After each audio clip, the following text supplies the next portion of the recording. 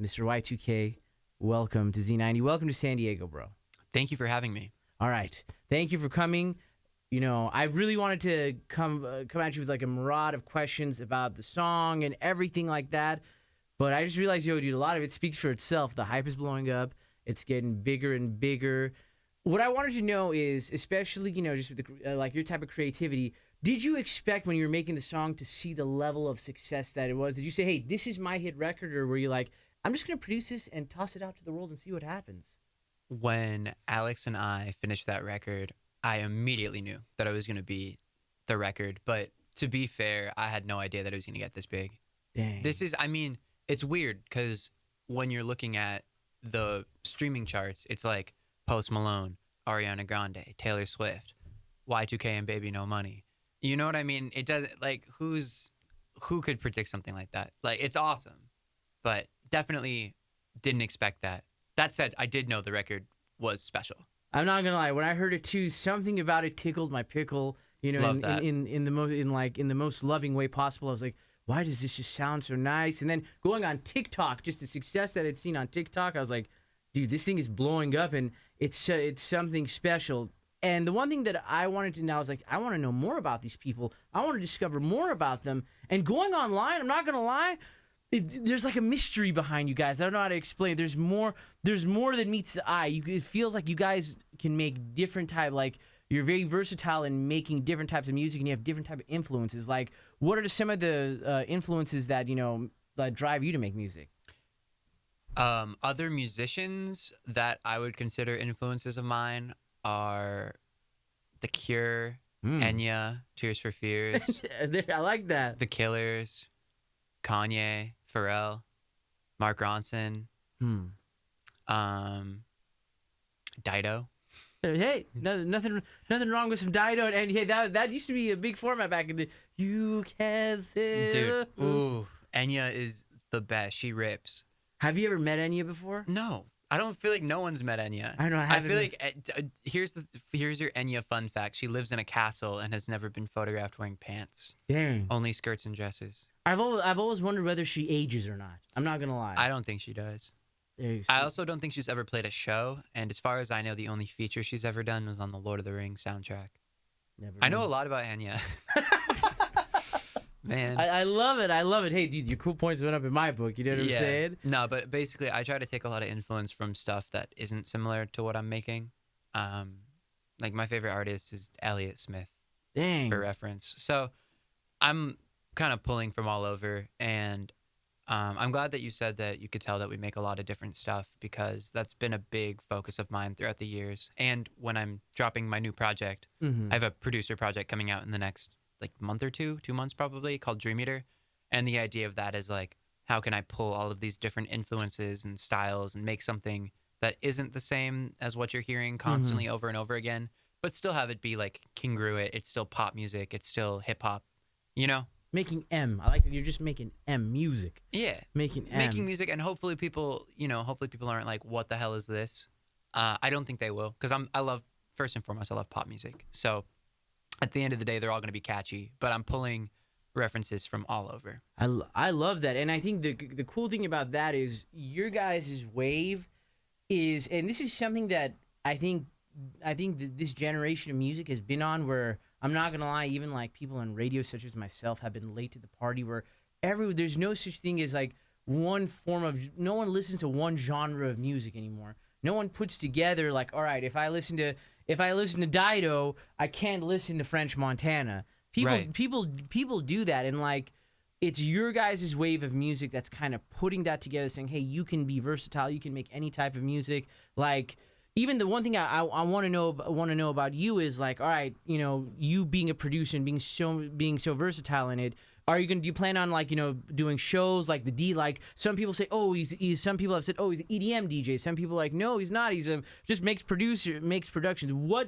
What can we expect from like a possible live performance from Y2K? That's what I'm curious to know. So this far, my live performances have been DJ sets, and I think they probably will continue to be, for the most part, DJ sets, unless I can find a really cool way to incorporate live elements into it. The one thing I really don't like is when like a producer says they're doing a live set and they just like go on stage with drum pad, and they're like and they're basically just like playing the song and then just doing Playing some the CDJ over. yeah, just like they're hitting play on a CDJ and then hitting some stupid like rolling drum pad that syncs up to some sound. You know what I mean? That's not live to me. That's that's nonsense. But I do think that building a really fun live show could be a cool thing, and that's something we're experimenting with. There you go, kid. And then that's right. That's where I want to move forward because I low key between I love the fact that you said the DJ element for you. Like, what can we expect from a Y2K set? Oh, see, now that's where I think So you that tickle my my sets, pickle, bro. Yeah, see, that's where my sets I think are varying from your average DJ set. We're doing the same thing, but I don't think you're gonna get too many DJs dropping "Call Me Maybe" into NLE Choppa Shot of Flow. Wow. So I'm really trying to play sets that are genreless, that are fun. I like to treat every DJ set like it's a house party, and as if like when you go to a Y2K DJ set, I would hope that you would leave and be like, I've never really seen anybody DJ like that. And something that like the festivals, I'm not gonna lie, because I look at the I stream the festivals like Tomorrowland and EDC and Ultra, and it's something there's something like people want more, and that's dope that you're gonna provide that, and I think that's something that people want because at the end of the day, like, yes, a sick drop is cool and everybody put your hands up, but then like people dropping in the quality maybe is just gonna be that wow factor. So I'm excited to see that. Are you gonna hop on like the festivals and go that route too, where we can see live sets and things like that? 100%. I played Z in the Park in Los Angeles. Nice. Like 2 weeks ago, I want to say, and then I'm playing Snow Globe up in Lake Tahoe, I think is where it is, and then Lights All Night, which is in Texas, and a couple others I'm blanking right now. But I am slowly moving into doing festival dates. Most of them were already booked, and then La La La blew up, and then obviously more. Yeah, people were more interested in booking me than they were, say, 6 months ago when they were actually booking those things. So I would say coming into this next year that I'll probably be in a lot more of those. Man. And what I'm hoping is, ideally, if I have enough big songs and people care enough to come see me, that they'll have fun at a set that's different. Because traditionally in the past, when I've opened for an EDM DJ or something, because there's not too many people that are making music extremely similar to how I'm making that are DJing. So when I would do these opening sets, I'd play the same thing. I've never really compromised that much. I mean, I'll pander a little bit, but I've never compromised that much, and it hasn't landed. Like some people, like the 15 to 50 people in the audience that really cared, and then on the rest of the people, it was like kind of lost.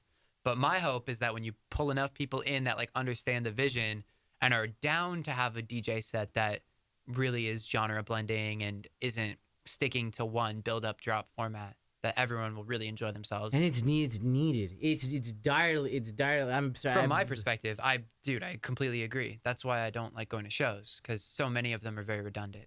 Yeah, it's show, and I think that it's a time where people are asking for it. Like maybe 7 years ago, when more like 8 years ago, when dance music started kind of blowing up in America, and it just everything formed under EDM. It's just you can't, like, the one thing I love about you guys making music, you're not making EDM, or you're just making M. Whatever M is music, and that's what's dope to see in your set. That you're going to incorporate that in your sets and then in your future projects. Now, the one thing going back to your single, one thing I want to know, and some people are asking is why is Y2K and Baby No Money? Are you guys going to be more of a group making an album, or hey, this is just a collab, and then we also have our side projects going on the way, separate projects doing that too? So Baby No Money is obviously a very successful rapper. La La La was his like singing song that was kind of me stepping in and pushing him in a different direction. Since then, I've produced an entire record for him, and that will be coming out in the next couple weeks. That's Baby No Money's record. I'm just producing it. I mean, in a sense, it's no different than La La La, because we're sitting in the studio together writing these songs. But that's him. And then I have my Y2K project that La La La is the first single off of, but is also going to be featuring songs, or going to contain songs featuring all sorts of people. So Baby No Money's only on La La La. Then there's going to be 8 other songs featuring all sorts of different vocalists. Can you give us a Costco sample of who might be in the lineup? A little sample. I don't want to say really anything, because nothing the ink is not dry on anything yet. I got you. So I don't want to my biggest nightmare is saying something, having someone stoked on it, and then it not happening. Damn, but yeah. people that you've heard of, people that you will hear of, but most importantly, just people that make good music. I like that. I like that. That was so cliche. That was like the corniest shit I could have said. Hey, no, but sometimes, all good, though. sometimes when it comes to those like you know, when the ink's not dry yet, like that's I have the to right. be so generic. You have to be I so promise it's good. Yeah, trust Swear me, to God it's you'll good. enjoy it. Okay, Yes, it'll be please. a pleasure you can't measure. There you go. Yeah. At top of the coordinates, I'll There we take go. it. Now, aside from you know the music production and the DJing, let's talk about Y2K as the person. When you're not making music, when you're not DJing, what are you doing that's just that like makes you on your day off? So recently I've just been running around to do radio press, but That must be a ton of fun. I'm just kidding, bro. I like playing video games a lot. I've been playing in the past couple months I was playing a lot of Fortnite. I've been playing a little bit of Minecraft recently. Minecraft. Trying to get into Borderlands 3, which just dropped. I'm big into video games. We've been playing Dungeons and Dragons too, which is pretty fun. Are you like super good at it or no? On Dungeons and Dragons? Yeah. This is like my first time ever playing, so no, I'm not great at it. But very fun. I'm also really glad about like there being this revival of like nerdy things. Like when Yeah. I was like a little kid and I was playing video games, I just used to hide it from everyone because I was scared that they'd pick on me. And now it's like cool. Of 2019 is cool because I feel like you can do I'm not gonna. That's more things without people berating you for it. All right, since you like you know, I was pretty nerdy. I loved like I kept it low key. You know, everyone knows gonna know now. Like I loved low-key. I love like watching like anime and Cowboy Bebop. Oh, that shit's cool now. Like it's dope. It's truly cool. Like everybody likes anime now. Yeah, Like, you're a even though loser that if you wasn't- don't now. Yeah, but I remember in high school there was like you couldn't admit to that stuff, but low key I feel like everyone still liked it. That's true. They were That's just projecting.